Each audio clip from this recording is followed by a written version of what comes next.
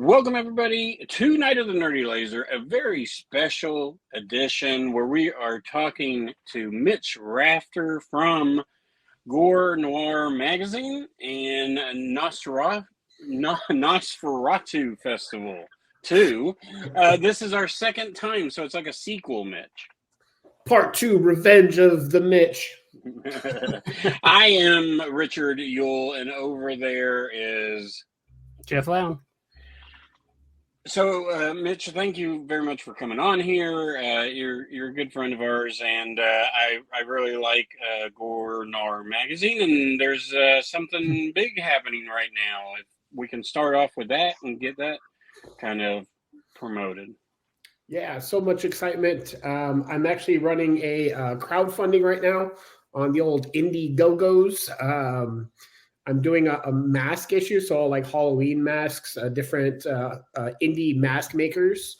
So it's going to be all mask themed issue, and it's got a sub theme of like horror masked bands.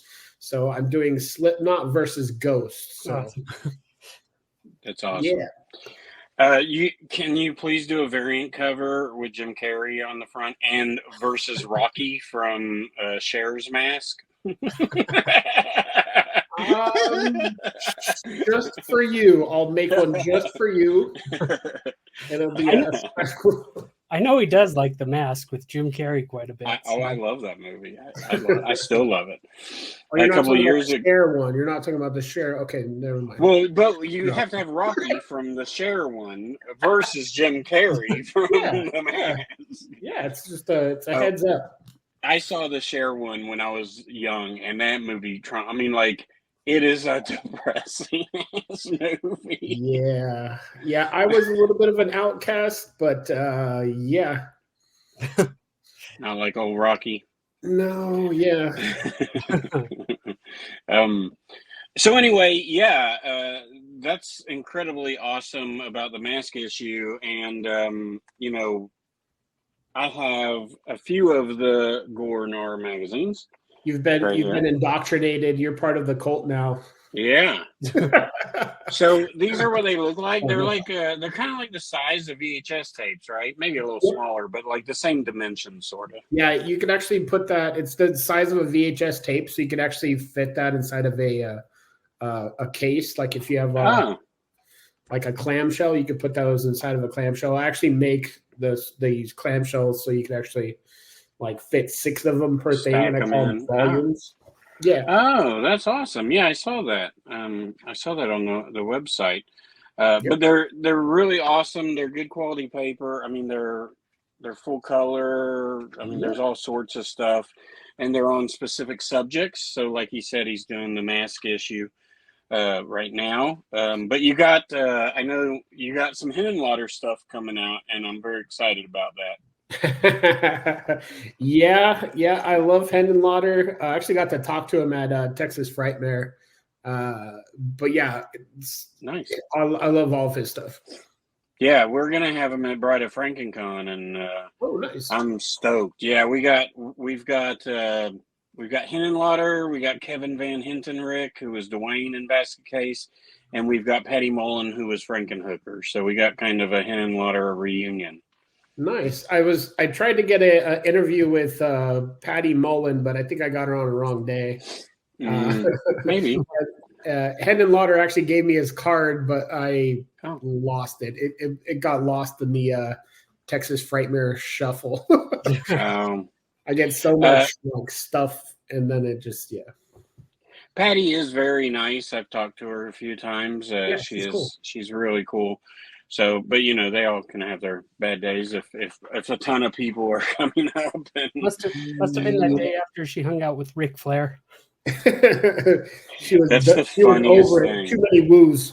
It's a fun, that is a true thing. Actually, Patty Mullen was on WCW Class Champions 1988, and it fascinates me.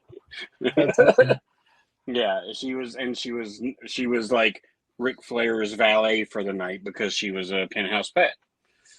That's awesome. So yeah. The last time we talked to you, you were getting ready for the Nosferatu festival. How'd that go? It went really well, really well. We had the Undead play. Undead is with Bobby Steele. He wrote a lot of the early Misfits songs. So he was like one of the first Misfits part of the band. And he has a band called the Undead who's been around for a long while. It's all horror punk. And then Hellstar, a couple other bands. We got we actually put together a paper mache big old huge Nosferatu head and hands. I saw that. Take a picture. Did you? Yeah, I saw you making it, and you said you had no paper mache like aspirations before that. Do you have any after it? It was actually really fun to do, and I kind of wanted to do more right after because it's like, all right, like I figured out what I did wrong while making it, and I'm just like, all right, well, we did this wrong, we did that wrong, and I'm like, I could make something so much better now. But my last time I had done paper mache was probably in like junior high. Yeah, same here. But that thing was huge, right? Like it was. Yeah. The head is about 3.5 feet tall by about like 2.5 feet wide, and then the hands are about 2 foot by 2 foot. They're big, huge hands. I made a sign for FrankenCon last year, and it's all out of wood, and it took me forever. And now it's like it's so damaged from being moved all around, and now I don't know if I want to fix it for this year. And I just set it that's up also part of it. Like the head got damaged quite a bit because people were going up to it, and it's getting moved around. Then we also had the kind of the walk-through mouth Nosferatu thing. It's like a doorway that you walk through. It was pretty cool too. Kind of like the carnival circusy kind of feel. Yeah, that's awesome. Thank you. Yeah, that's really cool. Do you plan on doing the festival again this year? So yeah, we're planning on doing it pretty much every year, at least in Austin. And then possibly looking into other places, doing maybe like what I call bite-sized. So like a 1-day version of the festival where I set up some vendors, have a couple bands play, some burlesque sideshow, that kind of stuff. Yeah. Yeah, the 1 day, like a pop-up market they call them too. Those are really cool. We're doing a couple. Well, I should say I'm doing a couple down here with the local business. We got Retro Fest coming up, and then something probably in October or September. But those are really fun to kind of put together, and they're 1 day, so they're not as stressful. Need to bring back the blood wrestling. So about the blood wrestling. So I actually May 12th is the end of the crowdfunding. So I'm planning a blood wrestling, maybe blood wrestling, if the people want it. I think they might. But kind of like an event to kind of end the whole crowdfunding. So that'll be May 12th in Austin, Texas. So. Nice. Yeah. Is blood wrestling like a deathmatch stuff, or what are we talking here? Yeah. So there's, first you have to sacrifice someone to get the blood, and then could always do like a reanimator goo wrestling. Yeah. So I've done slime wrestling. There you go. At least 3 or 4 times. I call them Toxic Texas. So it's like toxic waste, and I have like toxic like waste barrels that I like green light backlight kind of deal. And then I also was going to do a like horror comic book feel version of the stuff, and I was doing like a black symbiote like slime that they were going to be wrestling in. Nice. But that didn't end up happening, unfortunately. Wow. Not too many girls want to like roll around in symbiote slime, I guess. Sludge. I know the '80s tricked me a lot. The 80s tricked me a lot that the girls do more than they are willing to do. right? It's like you see all these movies. It's like I go to a car wash and it's just a bunch of dudes, and I get on this machine. There ain't no bikinis around. We need to start our own. We can just be like, "What's up?" I don't charge cheap for these things. So we talked a little bit last time about just the magazine and how it started and stuff. And you were kind of going through a transitional phase because you did the full blown magazines, like the real magazine size magazine, and then that's when you start. Yes, absolutely, like that. So are those done for, or is that what this campaign is for? You got it. The mask. So putting together like a full issue is it's more expensive to do a print run. I mean, you could do like smaller print runs, but the cost gets more expensive the lower you go. So in order to print enough to make it, price wise work well, I usually have to do crowdfunding for them just to be able to get up enough money to print out a big enough batch. So that's why this crowdfunding is happening, so we can print the big issue. And then we have the I'm getting lost. We have the special cover by Stephen Strange that you can get only on the crowdfunding too. So in order to get enough money to print these guys, we put it out there, and I'm not like a big, huge corporation where I could be like, oh, just, go into the bank and get some money. I have to get the people behind it. Yeah, sure. It's all great. I mean, horror is very grassroots, I mean, that's kind of how we are. I mean, in podcasting and Bride of Frankencon, like if the people aren't there, like it's just not going to happen. Especially more so with like a convention or a product of some kind that, or a movie, stuff like that. And I think the Indiegogo has like really helped indie creators like yourself and filmmakers and such, fulfill dreams and give people, something different or what they want, and other people jobs, I mean, like in the film industry, I mean, it helps pay some people. It helps provide food on the day of. And so those things are always a good thing. Is the Indiegogo, now I do more Kickstarter when I like, I don't know, I just it's easier for me to understand. But the Indiegogo, is it all or nothing, or is it like if on May 12th you don't reach your goal, do you get that money, or do you have to reach your goal? So that's the big difference between Indiegogo and Kickstarter. Indiegogo, you can set it up so you have flexible. So if you don't hit the full amount, you still get what people have paid. So it's not like you have to start all over from scratch.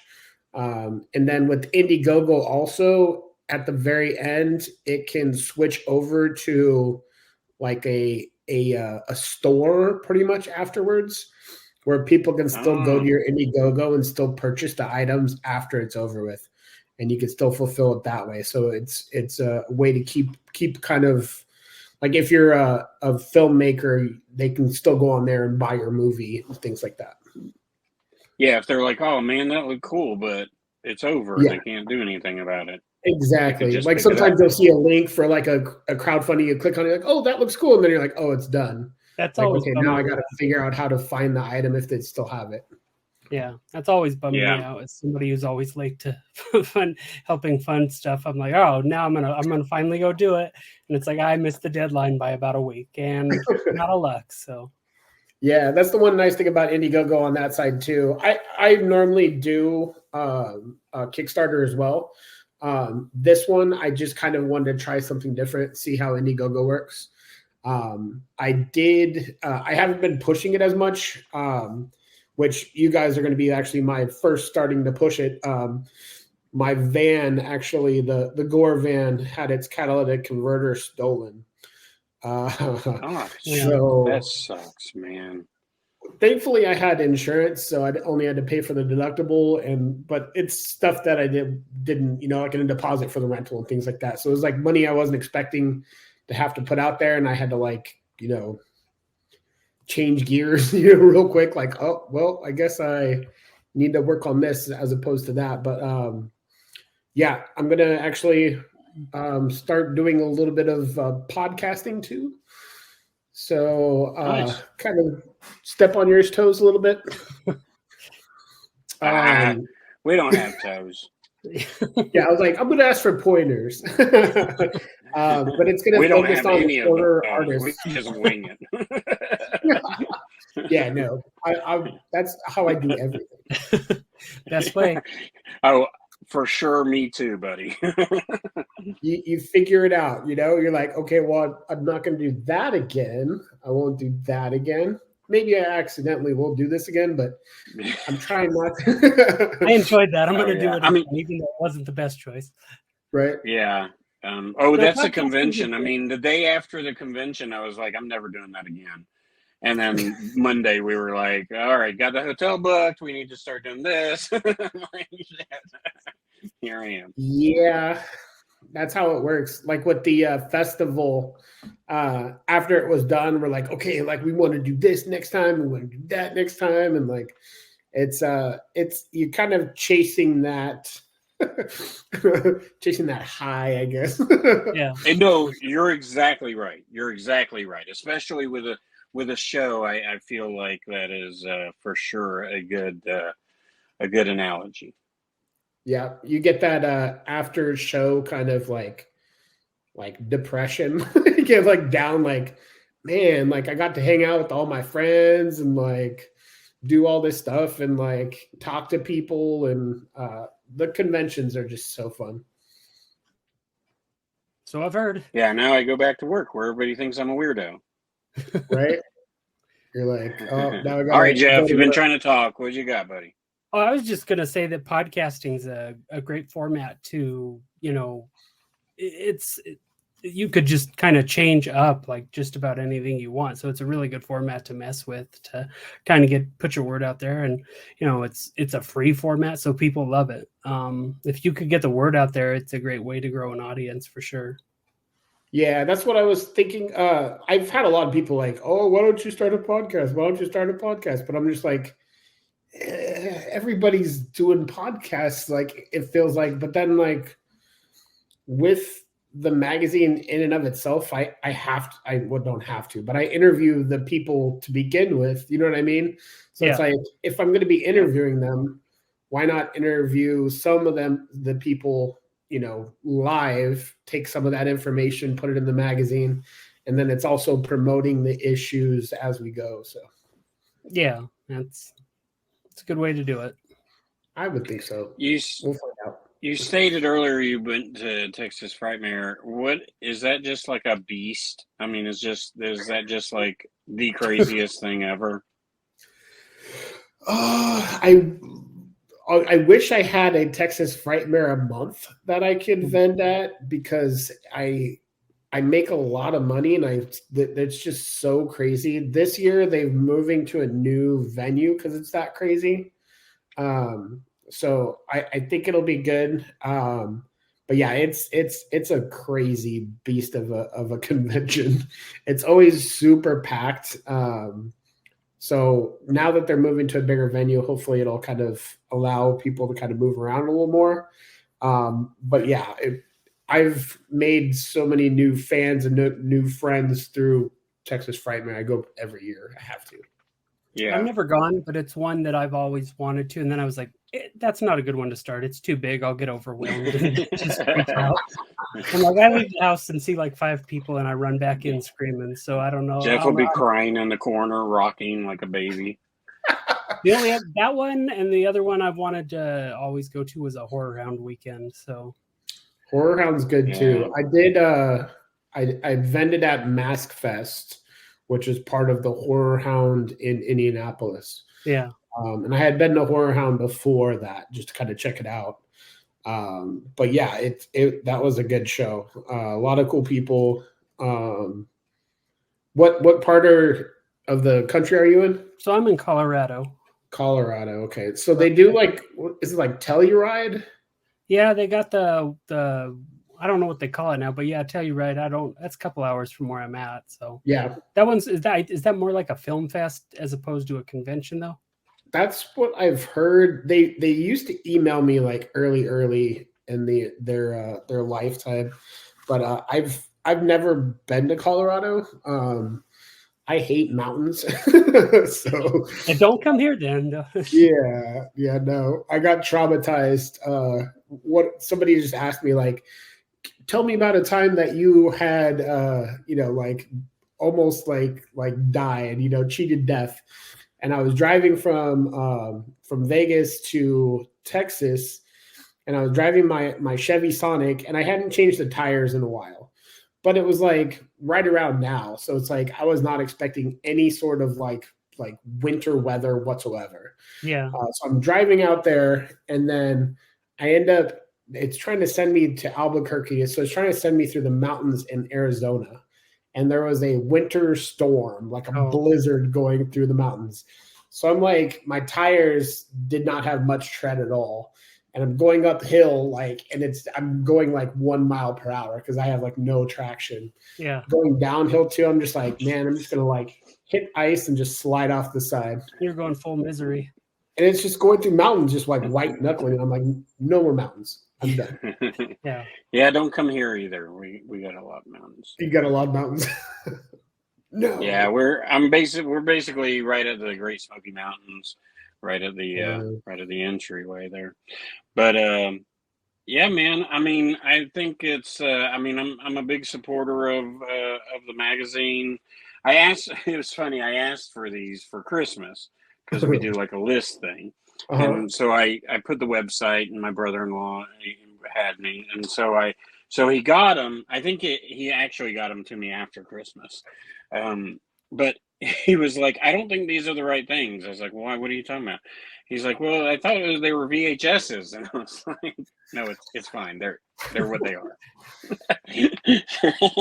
But he doesn't understand horror or anything anyway. So. Yeah, I mean, like I like to be like forward thinking and like not cutting edge, but like thinking outside the box. But sometimes for people, it's hard for them to like grasp it. So like at a convention, like every convention, I'm just like, the whole spiel, like, hey, these are VHS size magazines. They have artists, and you can put them inside a VHS case, and I show them the case, and everybody's like, whoa. Yeah, I'd say it is a harder sell online, and like to people, like it's easier to show it to them. Yeah, I mean, even with the magazine in general, it's like a tactile thing. You have to like pick it up, look at it. Yes. Everybody gets the concept of it, but then when I start doing like small VHS size magazines and like coffin shaped magazines and stuff like that, it's stuff where you have to like look at it like, oh, this is fucking rad. Yeah. Well, I think it's cool that, people like you and Lunchmeat and some other folks are still doing physical, magazines. Mm-hmm. I think it's important, I just think physical media in general is important. I mean, we're doing this super secret thing on Saw. It's not so secret now, but catch the mag.